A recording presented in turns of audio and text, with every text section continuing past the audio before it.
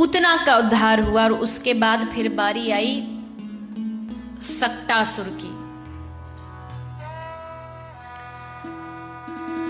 यशोदा मैया ने आज लाला को पलने में सुला रखा था और जैसे लाला सो रहे मैया देख रही, निहार रही, तो देखते देखते अचानक मैया ने देखा कि कृष्ण ने, लाला ने करवट बदल ली। करवट बदलना समझते हैं क्या है? पड़कू फेरियो तो हमारे करवट बोलते हैं। हिल गए। अब जैसे मैया ने देखी ना तो मैया तो खुशी से नाचवे लगी, अरे मेरो छोरा बड़ो हैगो, मेरी लाला बड़ो हैगो, अब तो मैं तो बधाइयां गाऊंगी, ब्राह्मण भोज कराऊंगी, सबको हल्ला मचा दिया, मेरो लाला बड़ो हैगो। ब्रिजवासियों को उत्सव करने का कोई ना कोई बहाना चाहिए होता था और खासकर यशोदा मैया को। लाला छींक जाए तो छींकोत्सव, जमाई ले ले तो जमाई का उत्सव, करवट ले ले तो करवट, सब का उत्सव मनाती थी मैया। और वैसे भी कोई उत्सव नहीं होता था। लाला 6 दिन के हुए, 7 दिन के हुए, गोपी पहुंच गई।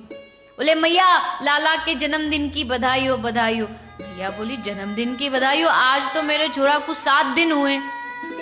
बोले ये बता लाला प्रकट कौन से दिन भयो? बोले बुधवार को। बोले आज कौन सो वार है? बोले बुधवार, तो होयो ना जन्मदिन। गोपी मैया बोली फिर का करें? बोले कछु नहीं, ढोलक लाओ, मृदंग लाओ, बधाई गाएंगी। बधाई गाने बैठ गई। थोड़े दिन बाद फिर आई, बोले मैया लाला के जन्मदिन की बधाई हो। मैया बोली अब गाय को जन्मदिन?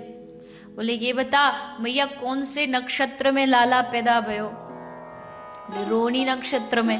अब कौन सो नक्षत्र है? बोले रोहिणी नक्षत्र, तो जन्मदिन भयो। हर रोज जन्मदिन। मैंने एक दिन पहले आपको कहा था ना कि शराब पीने वाले को हर चीज शराब पीने का उत्साह देती है। आज क्यों पी रहे हैं? दुखी हैं। आज क्यों पी रहे हैं? खुश हैं। आज क्यों पी रहे हैं? जन्मदिन है, आज ये है, आज वो है, आज हमारा कोई सगा चला गया। सब चीज उसे शराब पीने की प्रेरणा देती है। तो वैसे जो भगवत भक्त होता है ना, उसको हर दिन अपने ठाकुर से प्रेम करने के लिए कोई ना कोई बहाना चाहिए। आज हमारे लड्डू गोपाल जी आए थे हमारे घर, जन्मदिन। आज वसंत है, आज हिंडोला है।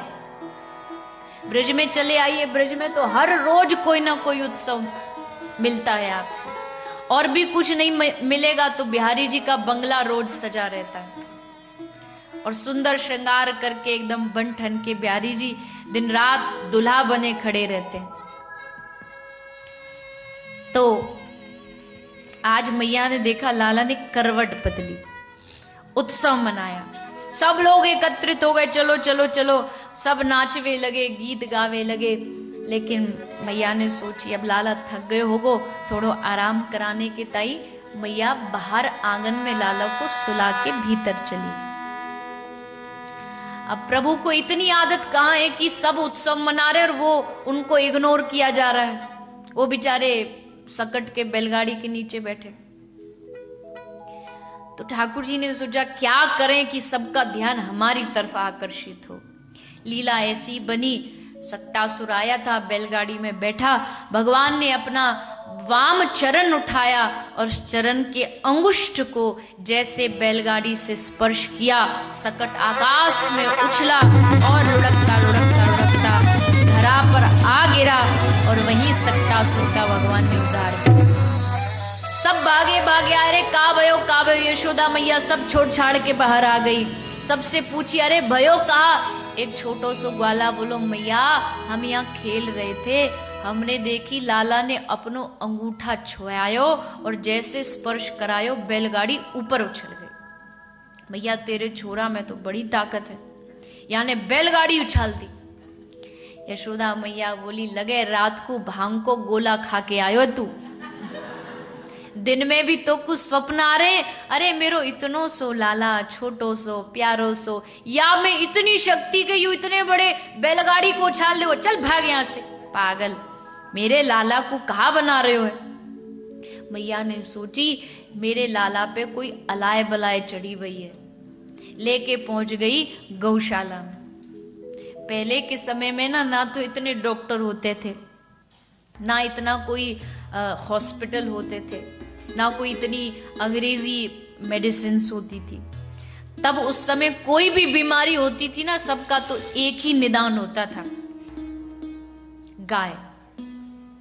गाय का दूध, गाय का घी, इन सब चीजों से ही पहले के लोग अपने घर को स्वस्थ रखते थे। और एक बड़ी सुंदर बात रहती थी गौ माता की, पहले इतनी बीमारियां भी नहीं होती थी। ये कैंसर नाम का रोग तो शायद बहुत पुराने लोगों ने सुना भी नहीं होगा। आज देखो, आज राजस्थान में बीकानेर एक जगह है, वहां पर एक ट्रेन आती है जिसका नाम ही कैंसर एक्सप्रेस है। आप सोच के देखिए कितने सारे उसमें कैंसर पेशेंट्स भर के आते हैं। इतनी बीमारियां फैली हैं, डायबिटीज, बीपी, ये तो घर घर में बड़ी आम बीमारी हो चुकी है। पहले क्या होता था, जब इतने हॉस्पिटल, इतनी सुविधाएं नहीं थी, बोले सब लोग घर में गाय रखते थे। गाय को पता लग जाता था कि मेरे घर के मालिक को ये रोग है, तो वो जब गाय चरने जाती थी ना वन में, तो उसको इतनी बुद्धि है उस गौ माता के अंदर कि वो खोजती थी कि कौन सी औषधि मैं खाऊं आज चारे में, जिससे मेरे दूध में उसके गुण चले जाएं और मेरा मालिक जब दूध पिए तो रोग ठीक हो जाए। इतनी बुद्धिमान जीव प्राणी गाय के अलावा दूसरा कोई नहीं हो सकता। मैं ये नहीं कहती कि और पशुओं में प्राण नहीं है, उनको मार देना चाहिए, बिल्कुल नहीं। पशु तो पशु है, कोई भी जीव हो, लेकिन सब पशुओं में अगर बुद्धि की बात करी जाए तो गाय में जितनी बुद्धि होती है, मैं कई बार कहा करती हूँ, आपके यहाँ तो पॉसिबल नहीं है, लेकिन भारत में कभी अपने आपके जो गांव हो गुजरात में, वहां जाके एक करके देखना प्रैक्टिकल।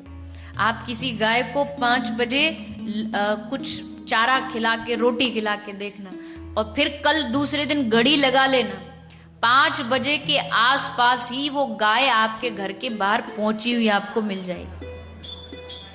इतनी बुद्धि होती है उसमें।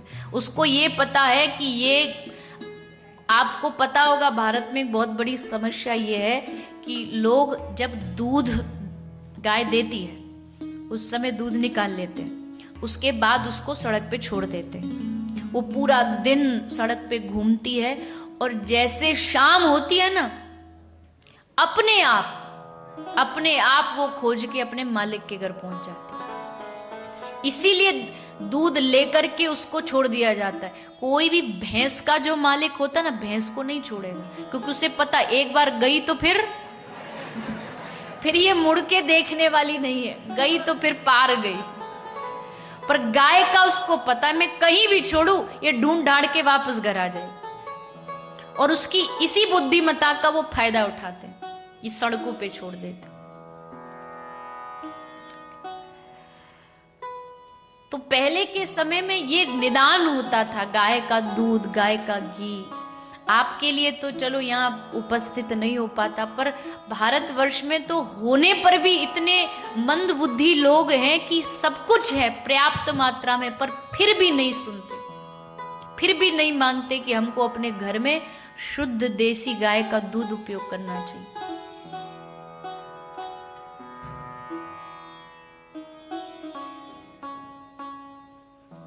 यशोदा मैया लाला को गोद में ले उठाती है, गौशाला लेके जाती है, स्नान कराती है। बड़ा सुंदर अद्भुत वहां पर मंत्रों के द्वारा प्रभु के गौमूत्र से स्नान कराया गया। सक्टासुर का उद्धार हुआ। सब्सक्राइब करें टोटल भक्ति को। अब हमारे वीडियोस को सबसे पहले देखने के लिए बेल आइकन को दबाना ना भूलें। इस वीडियो को लाइक और शेयर जरूर करें। आप हमारे चैनल को सब्सक्राइब भी कर सकते हैं।